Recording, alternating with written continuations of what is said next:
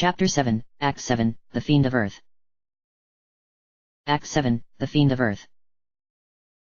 Cecil's head was throbbing by the time he arrived at the gates of the village, but when he read the nameplate of his location, he felt as if Leviathan had body slammed his stomach. Mysidia. He closed his eyes for a moment, opened them again, and read the nameplate again, just to be sure. Mysidia. Oh God! Cecil thought, feeling his pulse quicken. It was only a week ago that I led the Red Wings here in siege for the water crystal. Even if they somehow manage not to recognize me, there is no way I could ask for any help from these people after what I've done. But then Cecil thought about Rosa, and his other friends who had sacrificed themselves to help him. He realized at that point that it was the very first time he had thought of his comrades as friends. But now they were gone, and if Cecil didn't act soon, he would lose Rosa as well. He knew now was not the time for cowardice. They had given their lives to save his and Rosa's.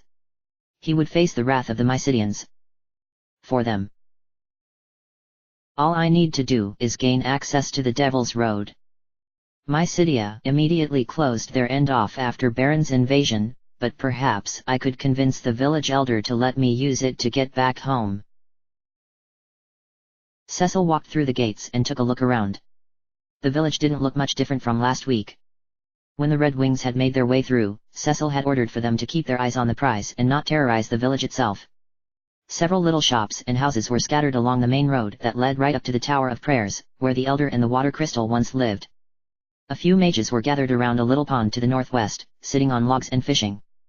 Every townsperson that Cecil could see was dressed in the traditional robes of a practicing white or black mage. A black mage stepped out of a shop a few feet away from Cecil, and took a good, long stare. Cecil turned away and headed toward the inn. He thought it would perhaps be best to gather some information before bombarding the elder with his request. The inn itself was empty, but the bar upstairs had a few customers lounging about. As Cecil left the stairwell, a poster with a photograph of several dead, bloodied bodies had been posted with a caption.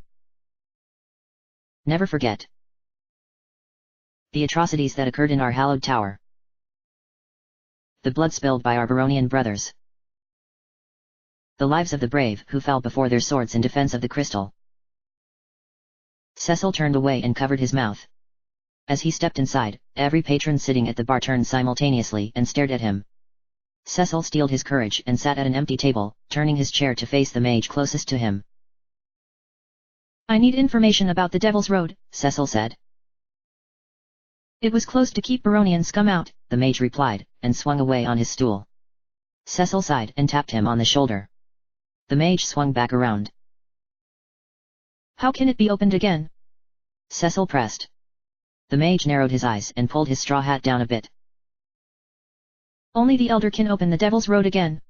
But also know that he will never do so as long as the bodies of our friends rot beneath the earth's surface. Are you done? Before Cecil could reply, the mage muttered a quick spell and disappeared in a plume of smoke. Cecil coughed and fanned the smoke away from his face. Well, that went as expected. Don't worry dear, not all of us are. Well. Like that, a soft voice said. Cecil turned and saw a beautiful dancer standing in front of him. She was holding a bottle of ale that was sweating in her grip. Here, have a drink, on me. You look just terrible. Are you lost? Not exactly, Cecil replied, but took the drink and gratefully began to down it. But I need to know, can I still find the Elder at the Tower of Prayers? Oh yes, the dancer said, flipping her pink hair back and swaying her belly a bit in a little dance movement. The Elder has been locked up in there for the past week, praying for the souls of those you unjustly murdered. Hey. Cecil blinked, not sure he was hearing her quite right. He felt as if his eyelids had weights tied to his eyelashes. What made you think you could come back here, demon of Baron? The dancer asked in her sweet voice, starting to dance around Cecil. He tried to watch her dance, but even though she seemed to be moving in slow motion, his head couldn't keep up. He had to close his eyes to keep his head from spinning. You will pay for your sins. When Cecil opened his eyes again, he found himself lying in a field outside the inn. When he tried to get up, his legs and hands buckled from underneath him, and he fell back to the ground. Gasping, he saw that his hands and feet had been turned into pig's feet, and his gasp brought about a loud snort through his newly acquired pig nose. He. A loud squeal came from beside him. Looking up, Cecil saw an older woman snicker and run off. Sighing, Cecil struggled to dig through his satchel with his hooves and dig out a diet ration potion. As he tried to hold the bottle down with one hoof and pop the cork off it with the other, mages that walked by laughed and slung insults that would have made Cain blush. After what felt like an hour, Cecil got the cork off the bottle and quickly bent down, lapping at the liquid as it poured out onto the grass. He felt a tingling sensation at the ends of his new limbs, and moments later his hands and feet appeared where his hooves had been. He quickly grabbed the bottle and chugged the remainder down, his pig nose disappearing a few seconds later. Grabbing his satchel, Cecil bolted as more villagers laughed and made rude hand gestures. Damn! Cecil muttered to himself as he bolted up the stairs to the Tower of Prayer. I should have known better not to even try. What the hell was I thinking? He could feel his face turning red with humiliation. When Cecil reached the top of the stairs, he was surprised to see the double doors of the tower open before him. Stepping inside, the doors shut behind him silently. At the end of the hallway stood two mages, a white mage and a black mage. They were guarding an open staircase that Cecil knew led to the crystal room. They both nodded at Cecil as he approached.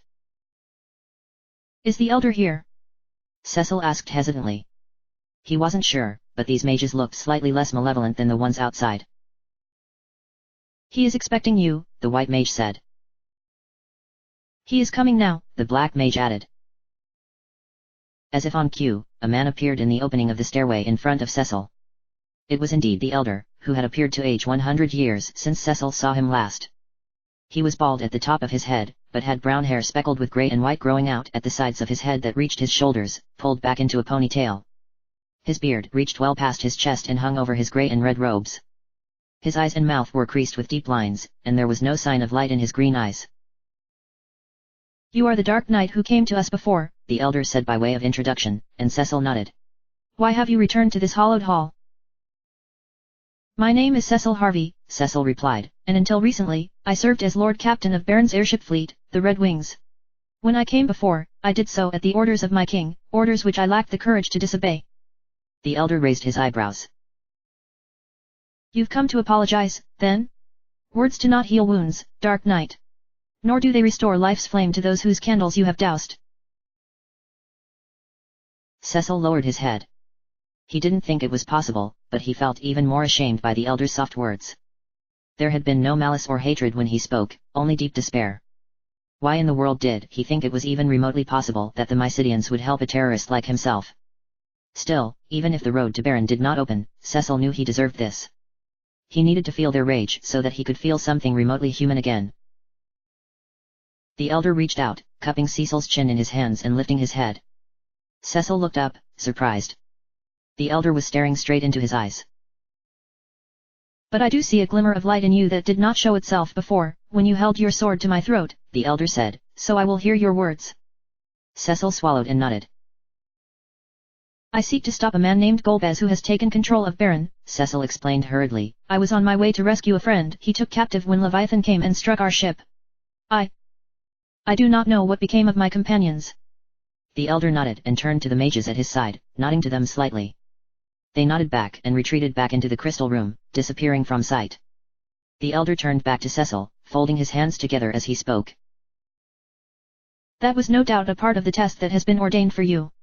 As long as you lean upon that dark sword for strength, you have no hope of defeating the evil foe you face.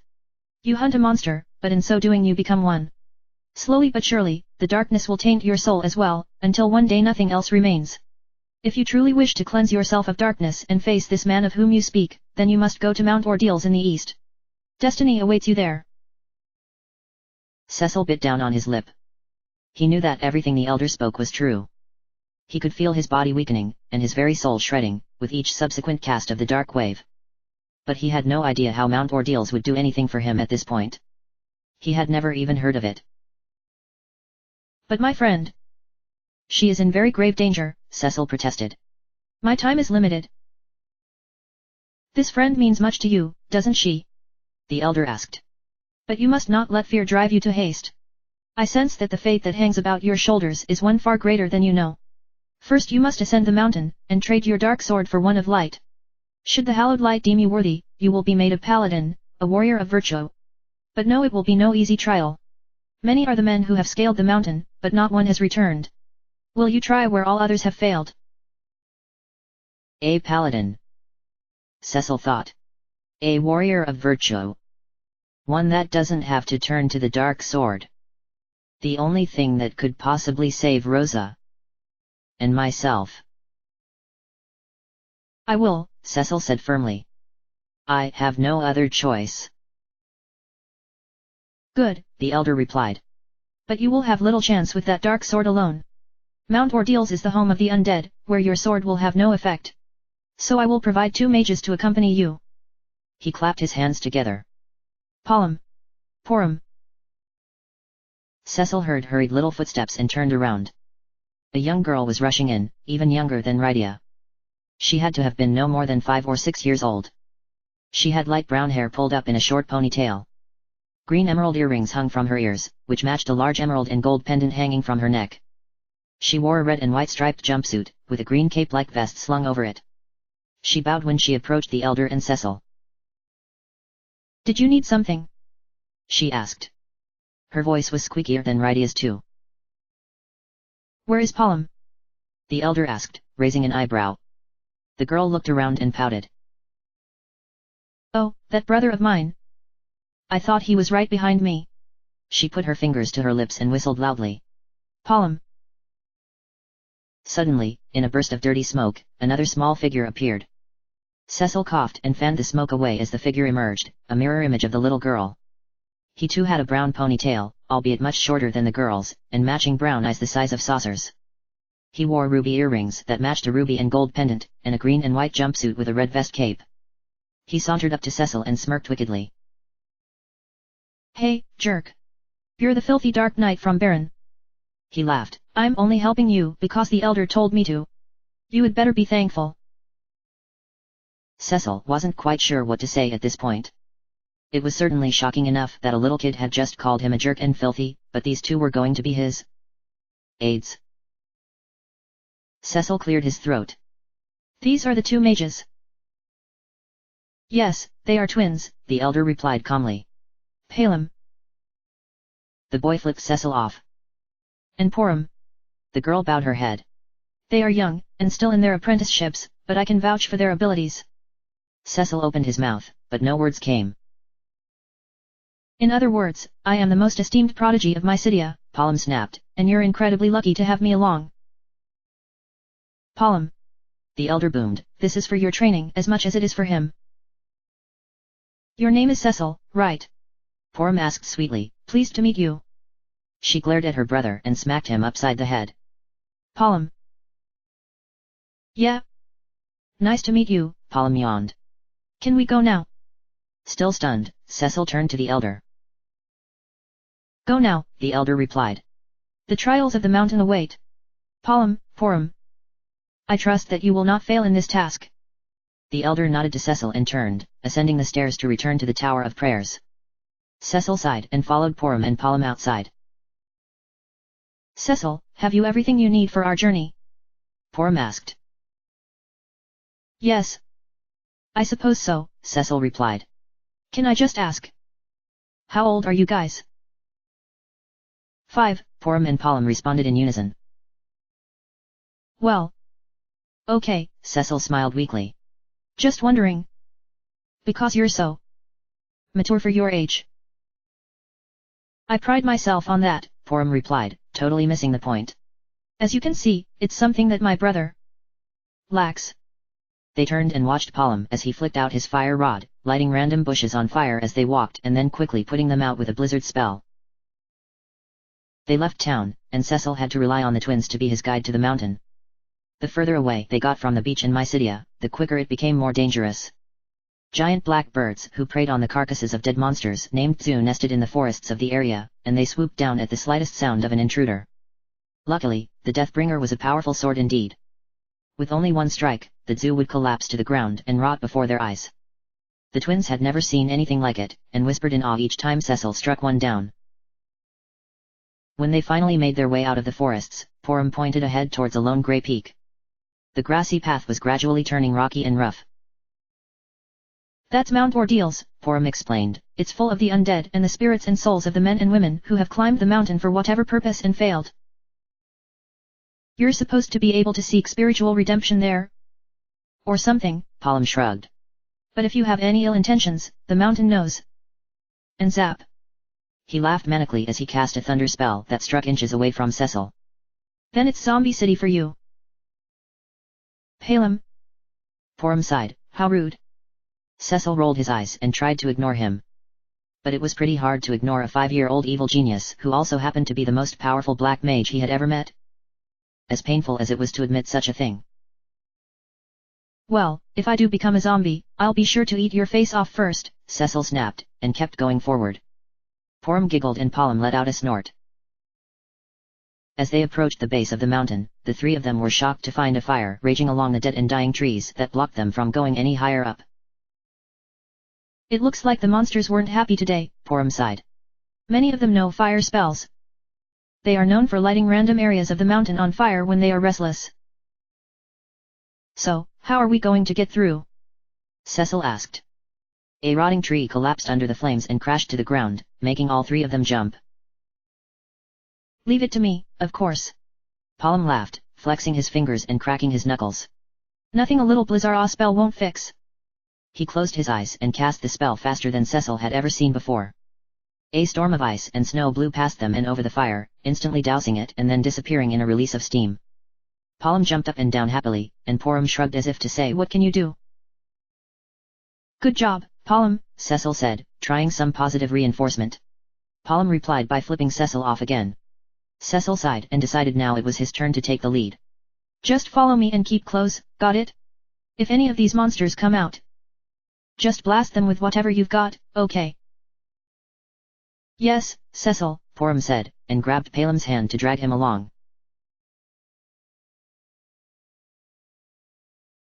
Cecil intends to climb Mount Ordeals, Golbez mused. He wants to become a paladin. Very interesting information, isn't it, Rosa? He turned to her and smirked. Rosa groaned as she struggled against her binds, but it was to no avail.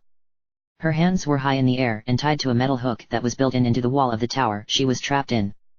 Hanging above her and swinging ominously was an enormous blade that glinted in the harsh light around her. She had no idea where she was, but the walls around her were smooth and shiny, almost like polished glass. They were pure white and between each section was a glowing red light that pulsed on and off. A door slid open vertically, and Kane walked in, a hooded figure hunched over and hobbling behind him. Nothing could be seen of him save for glowing red eyes and the black, gnarled claws that were clicking on the tiles as he approached. A paladin. Kane shrugged. Nothing will come of it. Cecil is a dark knight, after all. At least the mountain will take care of him for us.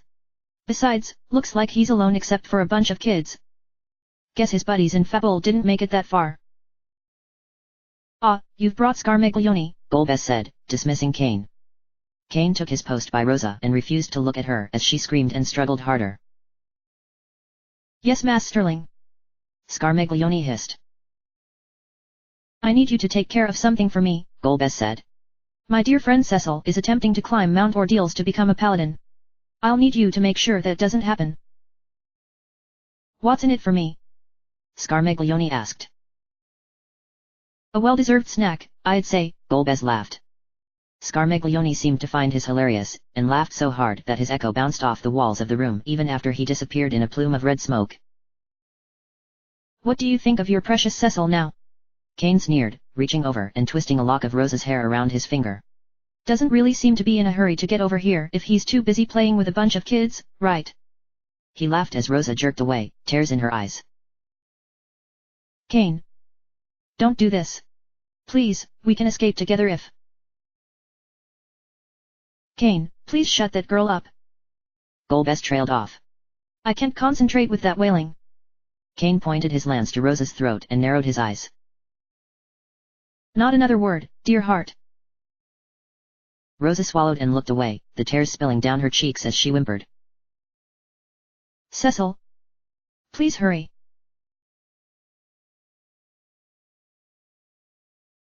Cecil and the twins had been climbing for an hour, and finally found a spot where they could rest somewhat peacefully and have a decent view if anyone or anything tried to sneak up on them. As they sat down, Porum pulled out sandwiches that she had packed for everyone's lunch. So, were you guys born in my city? Cecil asked. Yes, Porum replied. At a very young age, our parents placed us in the care of the elder so that we could live up to our potential. Neither of our parents were mages, so they were pretty ill-prepared when they had magical twins. We see them, once in a while. Porum trailed off, and for once, Cecil could detect an emotion in his voice besides anger. But everyone thought it was best that we only focus on our studies while in my city. Our parents moved away shortly after the elder took us in. My city was becoming a town that was more and more exclusive to magic families, so... I see, Cecil replied, staring down at his sandwich. Do you know where they live now? No, Porum and Porum both replied. Cecil cringed and took a bite. Time to change the subject. What do you guys know about paladins? Not too awfully much, Porum said between bites. They are warriors blessed with the power of light. And supposedly, they can use magic too. I don't know any magic, Cecil sighed. Hopefully that doesn't mean I'm out of the running quite yet. How did you end up at my city, anyway? Porum asked, and then suddenly paused. Scratch. Scratch. Did you hear that? Cecil and Porum both paused mid-bite. They could definitely make out the shuffling of footsteps. They sounded human, but... Stay here, Cecil ordered, standing up and withdrawing his sword. The footsteps were coming north, from right above them. Cecil could hear the steps fading away, and he knew they were passing into the cave ahead of them that would take them to the next pathway. Leaning in flush against the wall to the cave entrance, Cecil waited. The footsteps became louder, and soon Cecil could tell the person was right next to him on the other side of the cave's wall. Porum and Porum were frozen in place, staring at the cave. My word! What are two children doing up here? Cecil paused. That voice was awfully familiar. He stepped in front of the cave entrance, and nearly dropped his sword in surprise. Standing before him was Tella. He looked exactly the same as he had in Damsion, and was scratching his head as he watched the twins stare at him. He noticed Cecil and gasped. My word again! Cecil! Tella! Cecil blinked. What in the world are you doing here? I should ask the same of you. Tella exclaimed. I have come here to seek the ultimate black magic. Meteor. It is the one spell that I know will defeat Golbez. All of my research tells me that it should be at Mount Ordeals. I also feel a very strange power emanating from this place. It must be here. Meteor. Porum spat, and nearly keeled over laughing. Old man, there's no way you can handle Meteor. Just give it up and go back to the retirement home, will ya? Porum gasped and gave Porum a hard smack in the back of his head. Porum! She cried. Did you hear what Cecil called that man? He called him Tella. Tella. Porum kept giggling, but then paused and stopped altogether. As in? Tella the Great Sage. Well, that's what I used to be called. Tella smiled, and Palum's jaw dropped to the ground. Cecil raised his eyebrows. Tella was a great sage? This was new information.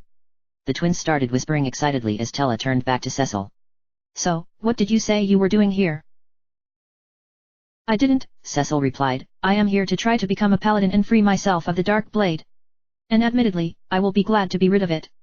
These two, Porum and Porum of my city, are to be my guides. They were granted to me by the elder. Yeah, we're here to keep an eye on. Porum started, but Porum covered his mouth quickly and narrowed her eyes. Cecil raised his eyebrows. Shush. I see, Tella said. They look extremely powerful for being so young. What of Rydia and Prince Edward? They were both lost at sea.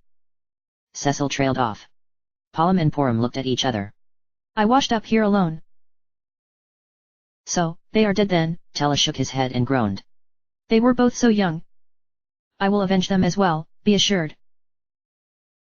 My God! Porum whispered. His friends were killed. And I disrespected the great Tella. Porum moaned, covering his face in his hands. I meet my idol, and this? This must be what shame feels like. Porum rolled her eyes and stood up to join Cecil and Tella. Sir Tella, we are leading Cecil to his trial, Porum said, giving him a bow. We would be honored if you were to join us. Perhaps we could seek out Meteor at the same time. We would be more powerful together. I think that is a brilliant idea, young lady, Tella said. Is your brother coming?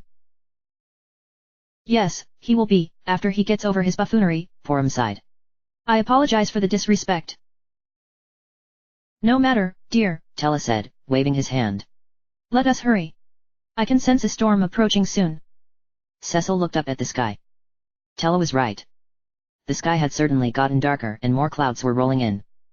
But he was happy that any bad blood that he thought had been between him and Tella from the incident in Damcyan was gone. The higher they climbed on Mount Ordeals, the darker the sky became.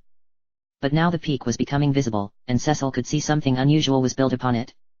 It was hard to tell, but it appeared to be some sort of ivory altar surrounded by glowing crystals. They would be able to see it better once they crossed a long wooden bridge.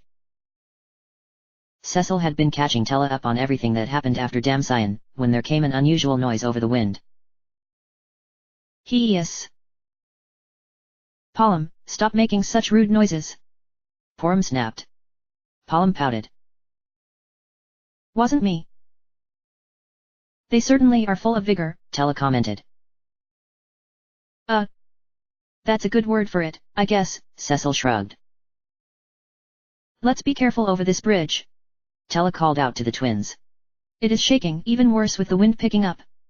They fell into a line formation and began to cross slowly, when the noise came again. Hiiiisss.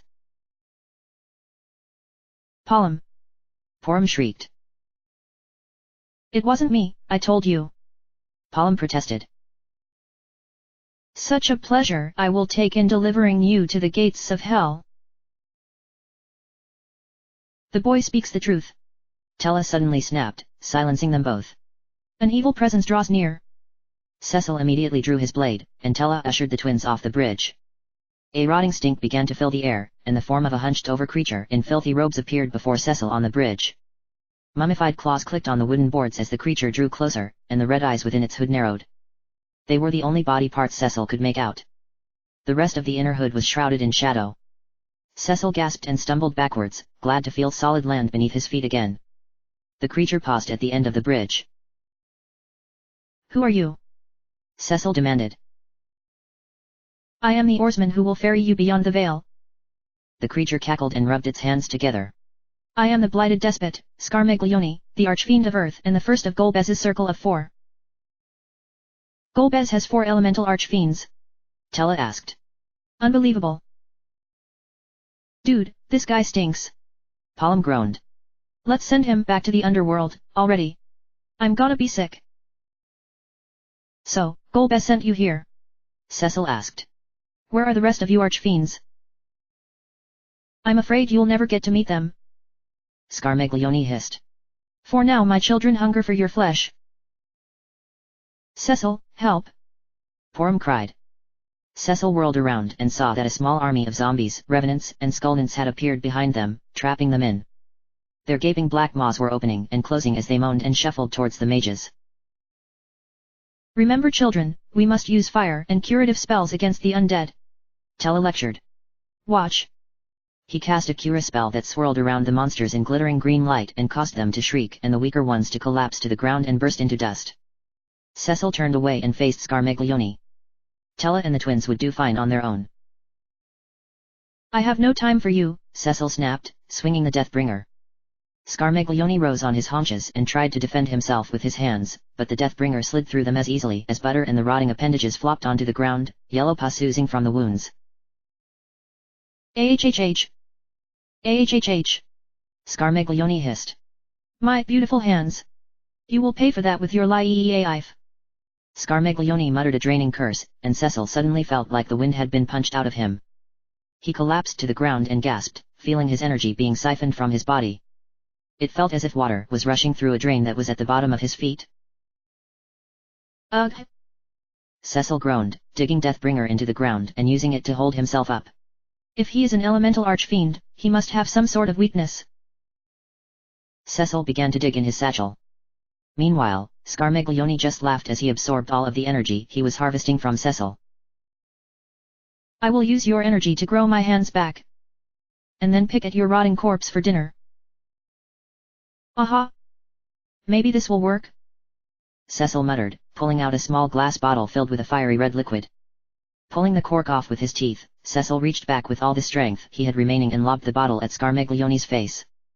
The bottle hit him square inside the hood and made a shattering noise, and suddenly Scarmiglione's body enveloped in flame from the inside out. Ahhh! No! Scarmiglione wailed, flailing about as the flames grew stronger. Cecil could feel the curse on him weakening. Scarmiglione spun around a few times trying to shake the flames off of him, and the smell of the burning flesh was almost enough to make Cecil get ill right then and there. He watched as Scarmiglione tried to pull off his burning cloak, and in the process stumbled and fell over the railing of the bridge, plummeting to the base of the mountain below. A few seconds later, Scarmiglione's dismembered hands, still on the bridge, crumbled into dust. Cecil sighed in relief and heard Porum call Kira. The warm green light of the spell washed over him, and he felt the strength return to his muscles and the warmth spread all over, as if he were lying out in the sun. Are you okay, Cecil? Tella asked as he, Porum and Porum rushed to his side. Even I have to admit it was genius to use a fire fang on Scarmiglione. Porum sighed. You're not so bad, Dark Knight. I'm fine now, thanks, Cecil said, pulling himself back up and sheathing Deathbringer. He turned and saw that every monster had disappeared. Wow, you guys really did a number on the undead back there. It was nothing, after Master Tella told us what to cast. Porum said, blushing. The elder was right. We certainly have a long way to go in our training. It is one thing to know the spell, but quite another to know the right time to use it. Tella offered. But that is something that simply comes with experience and time. You two did a fine job. Yes, thank you everyone, Cecil smiled. I couldn't have done it without you. Let us head to the altar. Porum said excitedly. There's got to be something there for us. I know Scarmiglione was sent by Golbez, but he must have been Mount Ordeal's trial for us. Suddenly, a loud clap of thunder boomed from above, and rain began to pour down in sheets. The twins squealed and covered their heads as they bolted across the bridge, Cecil and Tella falling behind as they followed. Despite the clouds not changing and it only being afternoon, the sky seemed to be tinting a strange color. Is it just me, or is it getting darker really fast? Cecil asked. Yes, I noticed that too. Tella trailed off. Suddenly, they felt an immense weight pulling down on the other end of the bridge behind them, but when they turned there was nothing there. You were impressive. But you should know that my true strength lies in death. And now, I will invite you to join me in the pits of hell. What was that? Porum yelled. Look out! Porum screamed. But it was too late. An immense arm swung out and struck both Cecil and Tella from behind, knocking them to the ground.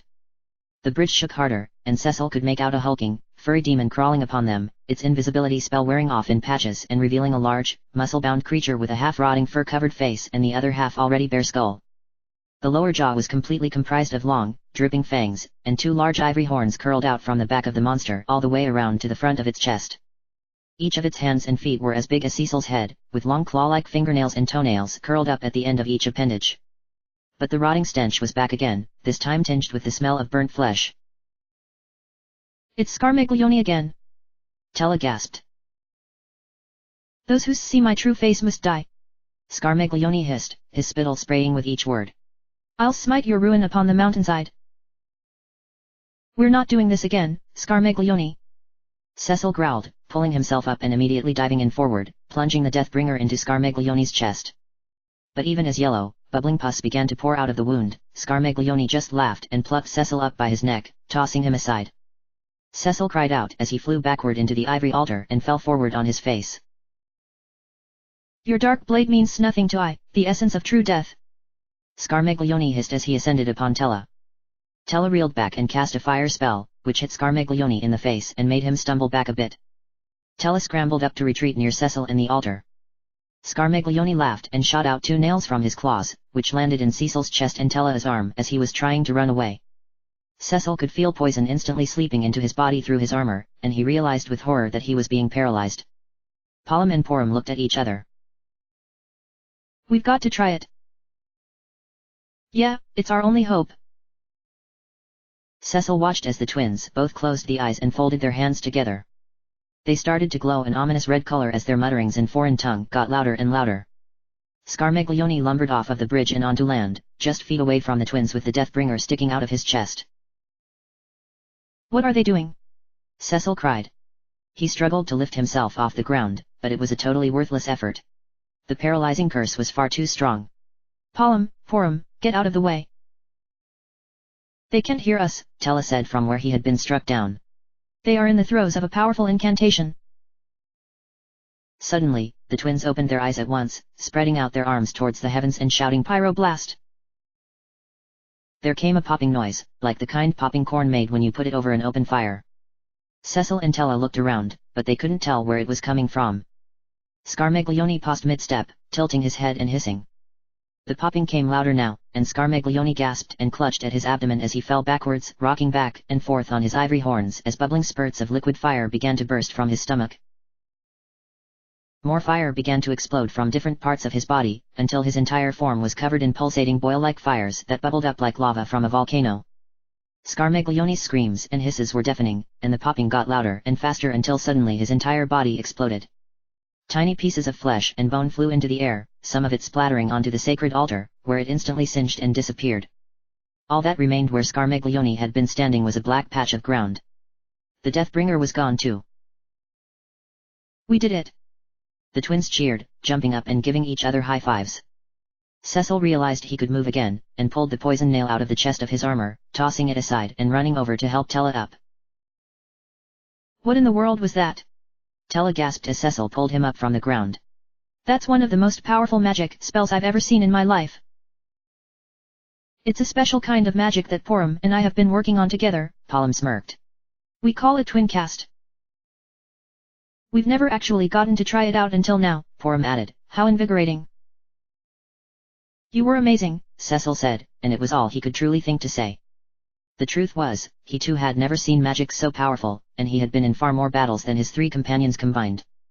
He suddenly realized that the Elder really had entrusted Cecil with the best that Mysidia had to offer, and he felt humbled by it.